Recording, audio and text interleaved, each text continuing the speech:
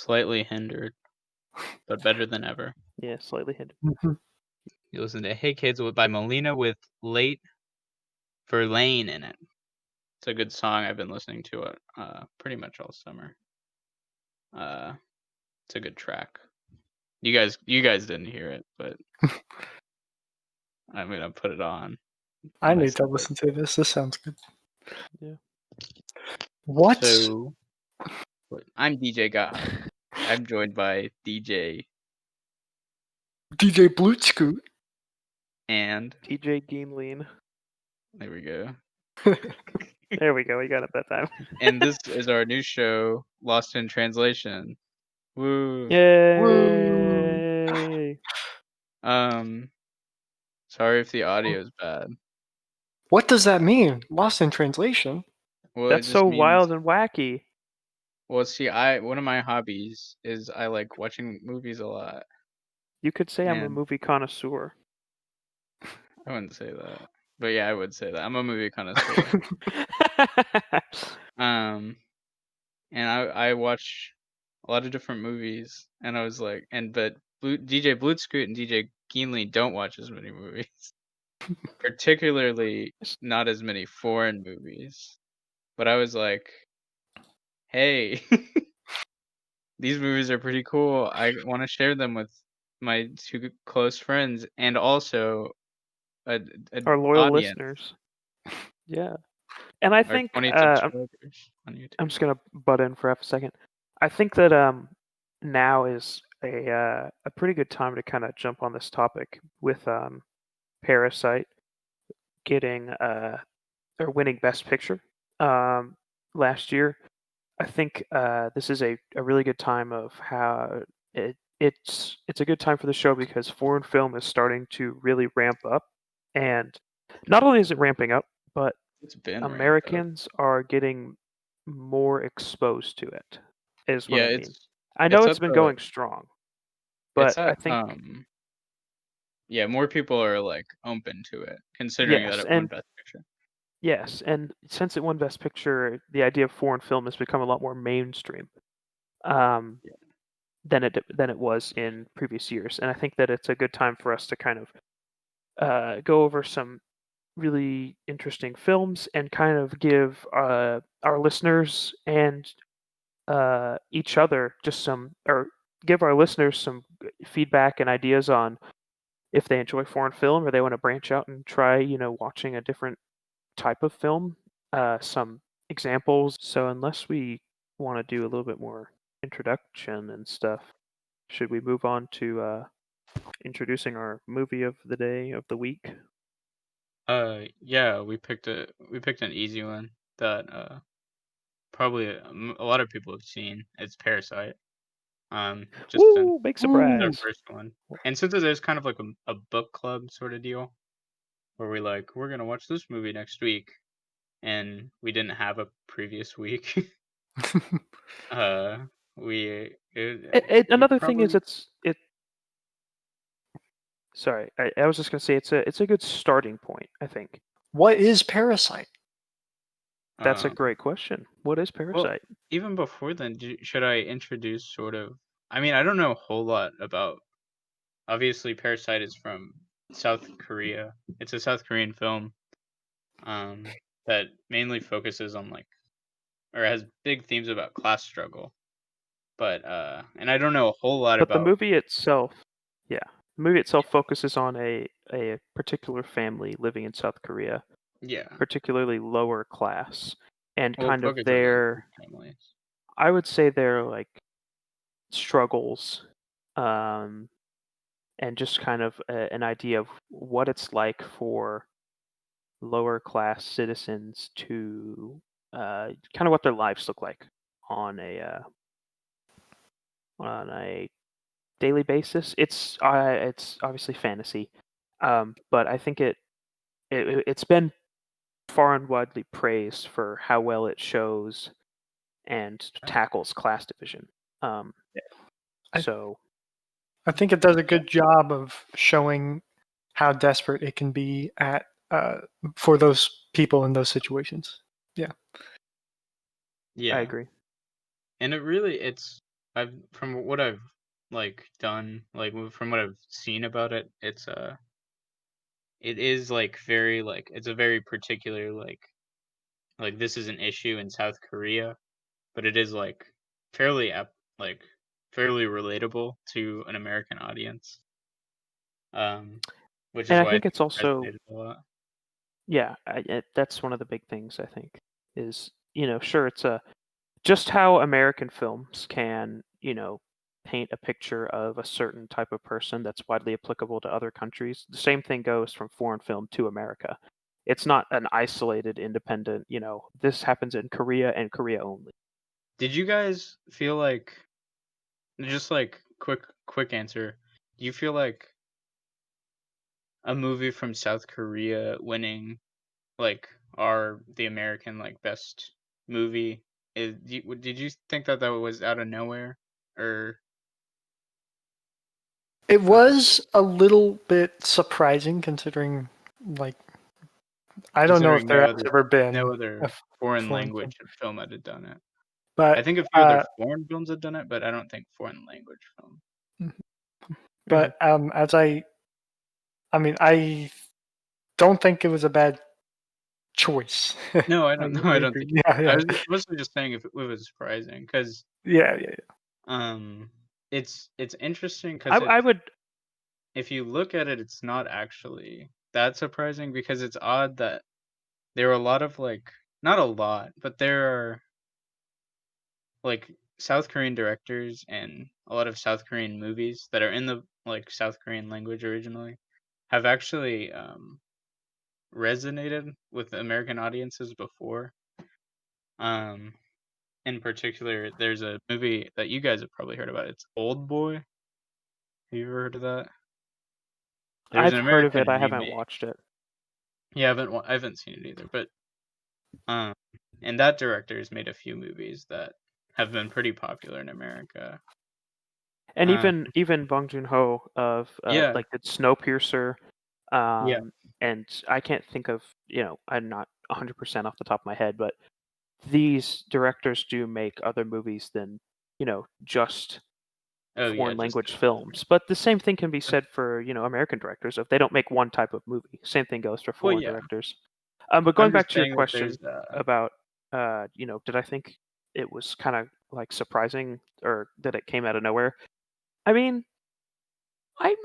I guess it kind of came out of nowhere, or it was at least I would agree that it was surprising, maybe.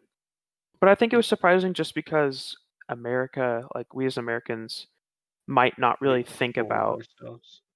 yeah, kind of, but just like we might not think of a foreign film winning like the quote unquote American Film Festival.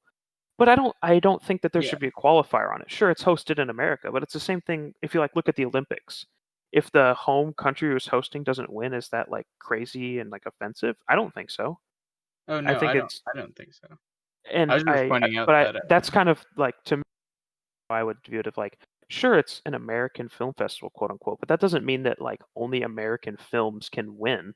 I think that's just ridiculous because obviously Parasite was a fantastic movie and I think it deserved its, nomination and winning best film. So I yeah. think it will open the perspectives of many of the possibilities of foreign film really going far and winning high awards Yeah, definitely. in I think all countries. yeah.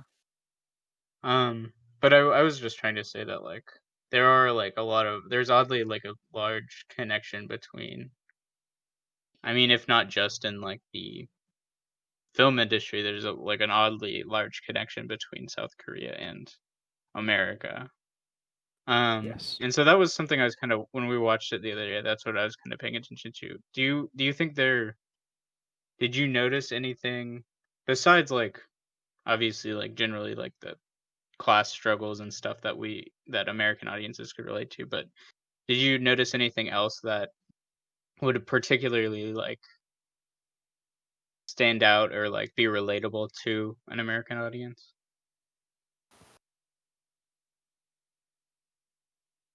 Um, Sorry, that was Let me kind of a think. meaty question. No. That you're good. Um, so you're asking if there was stuff like built in specifically to kind of appeal to American Not even audiences, or specifically, just like that just happens. that happened to appeal? It's just like, oh, like I do things. Um, hmm. I think I don't know. I don't. It's kind of hard to say like what appeals to Americans or just like what appeals to people in Maybe general. You know not what I even mean? yeah. I would like part of it's like the like whole like Because capitalist like bringing up like we're told like, oh, bring up by your okay, bootstraps, yeah. I know what you're saying stuff now. like Of like, that, isn't it? I think I'll go off of that and just kind of go into one of the themes of the movie, which is like the class distinction, and I'm gonna kind of go to like the ending here of Ki Woo. Uh, he he says, I'm gonna work really hard. I'm gonna make a whole bunch of money, and I'm gonna buy that really nice house. Um, and so he has this dream. He has this plan, right? And it's the very American dream of like you work hard and you'll get rewarded, you'll make money, and you'll elevate yourself. But one of the things that the movie does a really good job of showing and kind of criticizing is that American idea of if you work hard enough, anything is possible. And I think it kind of Yeah. I I don't think even it think it's American. I don't think Or it's a not necessarily. yeah. It's not necessarily American, but I do think that it in America we really hold that value dear of like you can pick yourself up by your bootstraps and you Yeah. can do amazing things no matter what your social background and class like that is. And I think this movie specifically kind of targets that idea and says, no, you can't. Which I think for some people is kind of like a shocking idea. Um, I don't know. Yeah. Do you guys would you guys agree that it kind of I'm not trying to say that it was specifically built to target and like say Americans are wrong. I'm just saying that I think one of the major themes of the movie just kind of discredits that idea of Yeah, it work hard definitely and get like rewarded. displays it as a lot more complicated than uh, the idea sort of implies Yes, to I most agree. people. Mhm. Yes, maybe not And straight up denying it in the movie, but right.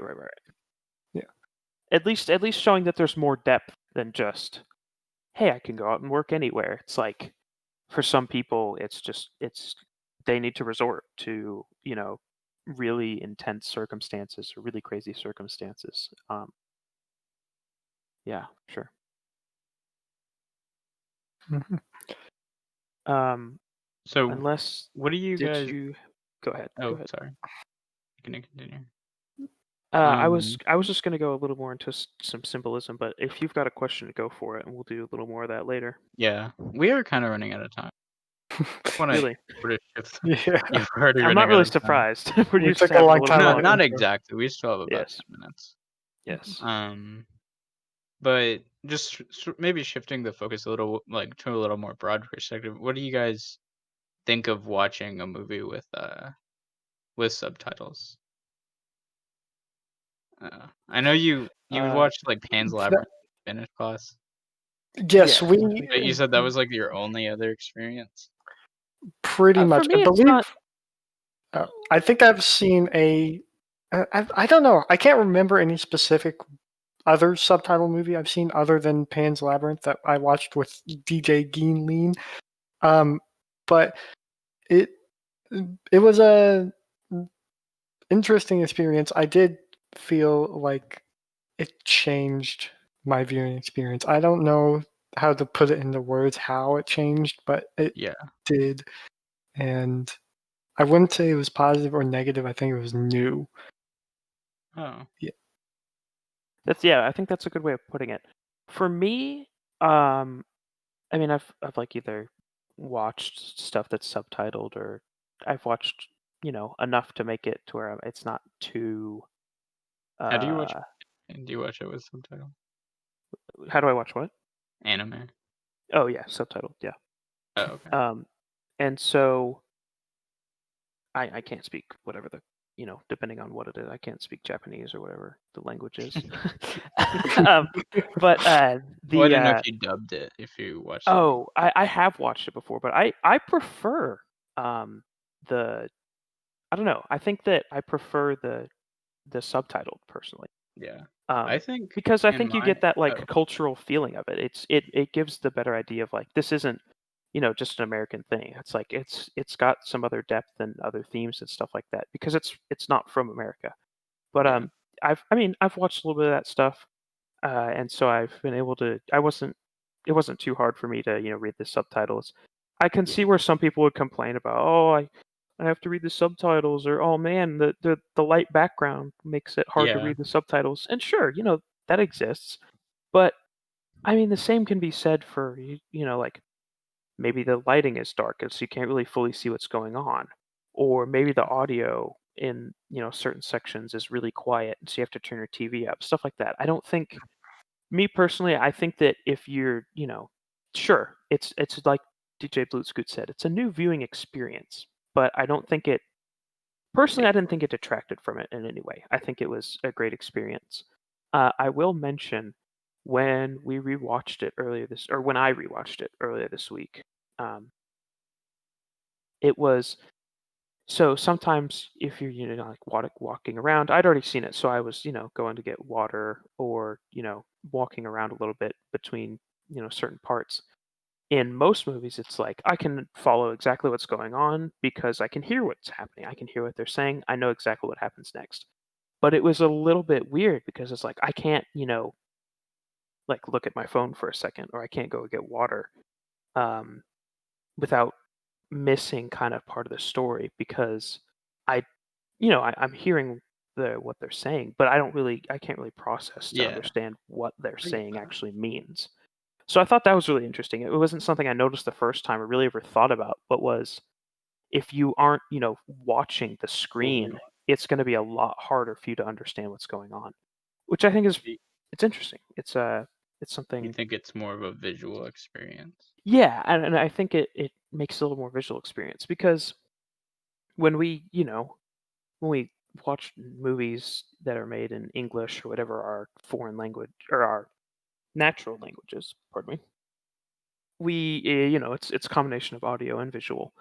But if you're watching a foreign film and you can't speak that language, yeah, it's almost entirely visual because sure you're hearing stuff, but you probably don't know what it means, or maybe you only know what parts of it mean. In the case of Pan's Labyrinth, uh, I could understand a you know chunks or portions or sometimes pretty good amounts of it, but when I'm watching a movie that I have no idea how to speak the language or I've never been exposed to it, it's a very different experience listening to that. Yeah, I agree. For Yeah. me, personally, does kinda take away it's just that I don't pay attention to the, performances as much as I usually would. Which I feel bad because the And performance like, on my second watch, the performances, like, really stood out to me. I was like, "Oh, this is really good." yeah, and And I, it's I just think because that like, I'm that's reading like, I'm bad yeah, at yeah, yeah. multitasking. And I think that's I so when you say that, I do understand that, and I do kind of get reminded of that. Of maybe I don't catch every visual thing Yeah. because even though I'm absorbing more visual information, I'm focusing on reading the subtitles, and that takes away from trying to catch little parts or little aspects that the director, that the really good directors will throw in, tiny visual things that, maybe foreshadow or they're important to the story. And I know what you're saying there for sure. Um, so before we run out of time, DJ BlootScoot, do you want to go over some of these your little trivia Okay. in the talk? Yeah, I think they're interesting. we only vaguely discussed Parasite in this, so and I think we did cover like about what it's about, and y'all have mostly seen it for yourselves. But I heard some things that were interesting to me in the film, or read while I was watching it. Just some things that interested me, and wrote them down, looked them up, and I think they give some unique perspective, and really kind of changed the way I look at the film. For one thing, the film specifically made a point of mentioning that it was in June. It really seemed kind of out of place to me. And then a major plot point later in the film, there was a major rainstorm, which was very important to the plot. I looked it up, and Korea is experiences what's called the East Asian rainy season, also called the plum rain, which is a persistent rain during the late spring and early summer months in East Asia, which I think that's a very specifically Korean event. And I think a Korean person watching the movie would know that it's June. That means there's a lot of rain, and I think that adds to it a little bit. Okay, the movie also um, talks about it specifically invokes the Battle of Hansen Island, which is a naval victory over the Japanese in 1592.